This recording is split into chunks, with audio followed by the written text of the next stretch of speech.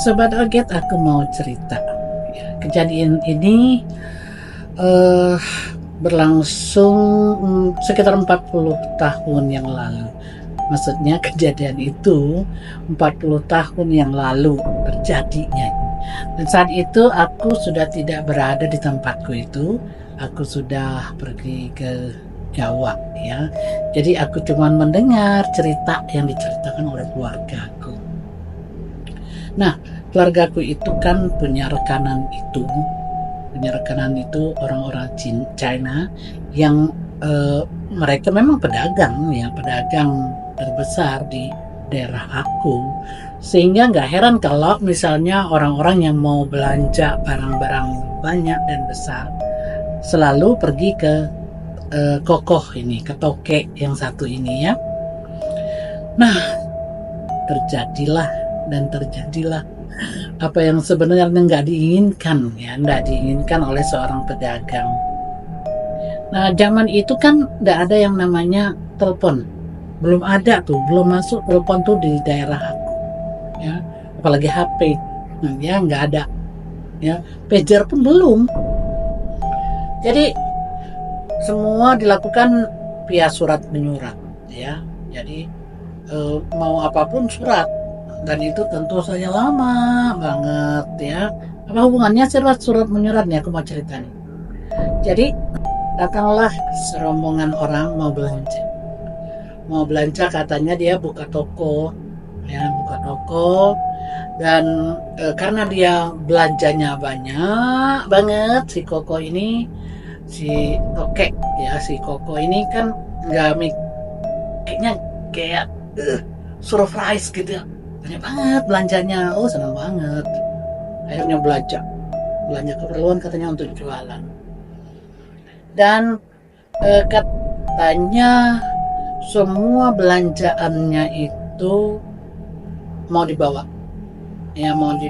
ke salah satu tempat yang jauhnya itu kira-kira 2 hari 2 malam kalau naik kapal. Kenapa naik kapal? Ya memang saat itu hanya ada kapal ya, kapal satu-satunya untuk menghubungkan orang-orang di pesisir pantai atau sungai ya pada saat itu. Nah, setelah belanja dengan nominal uang yang banyak, belanja ya, angkat kuli-kulinya, angkat ke kapal. Nah, di sana itu toko-toko itu berada di sepanjang sungai ya, di sepanjang sungai. Jadi tiap beberapa toko, beberapa rumah yang juga dijadiin toko itu selalu ada yang namanya seperti apa ya, kalau di sana saya bilangnya jamban itu kayak rakit, dan itu kapal-kapal kecil itu bisa bersandar, jadi aman untuk bersandar. Dan dia itu lengkap ya, enggak semua rumah punya jamban, enggak. Jamban untuk itu, jamban iya, tapi jamban yang bisa disandarin di tempat bersandar kapal itu enggak semua. Jadi bisa jadi tiga rumah, 3 toko, satu ya tempat untuk kapal bisa bersandar, bisa berlabuh, sehingga bisa isi barang. Nah, habis belanja, orang-orang itu, rombongan itu, masukinlah barang-barang ke apa namanya itu, rakit tempat untuk bersandar kapal tadi ya. Angkutin sampai ya, anak buahnya juga ikut ngangkutin. Dan dilalanya tuh mereka itu nggak lihat ya, mereka tuh nggak lihat nama kapal.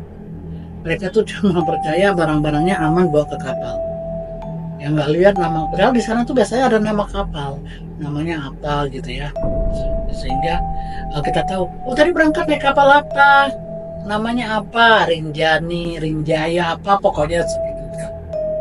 Nah, mereka itu karena kapalnya lumayan gede, yang biasa memang untuk angkut barang, jadi nggak lihat lagi namanya apa. Yang penting barang aman, uang terima, barang aman. Nah, karena waktu itu memang sudah sore dan lampu itu belum ada ya, lampu listrik karena belum ada. Adanya tuh ya paling banter tuh petromak ya. Ya orang-orang udah sibuk dengan petromak ya.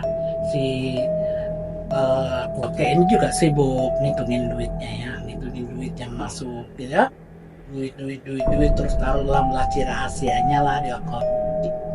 Nah kemudian kapal mana pergi tuh besoknya dia mau transaksi, dia mau belanja lagi barang-barang yang tadi sudah dibeli, dia mau belanja.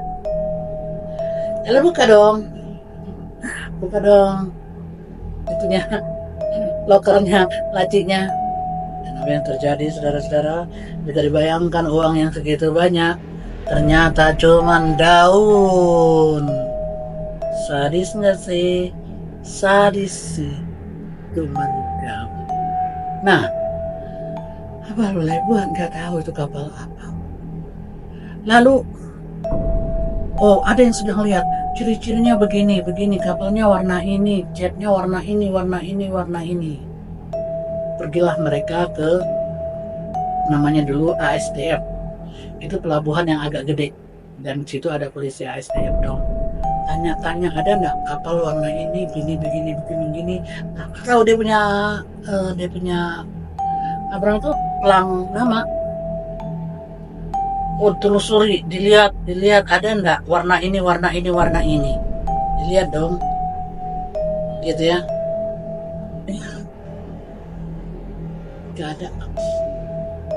Dan mereka juga nggak ada dapat laporan kalau ada kapal ya yang warna begitu masuk di daerah ASDF itu. Kan biasanya kapal itu kan melapor. Jadi dia masuk tuh harus melapor dulu ke tempat kayak seperti pelabuhan gitu ya. Harus ke situ dulu. Ternyata nggak ada dong guys. Dia bilang jam gini dia masuk, dia merapat di dekat toko aku. Nggak ada guys, jam begitu nggak ada kapal dulu. Itulah cerita salah satu kerugian Toke ya, yang jualan dan pembelinya ternyata bukan manusia beneran guys. Itulah ceritaku hari ini. Mungkin juga kamu punya cerita yang lain seperti mirip-mirip seperti aku. Komen ya, komen silakan cerita. Kalau kamu nggak berani ceritain, nah biar aku yang ceritain.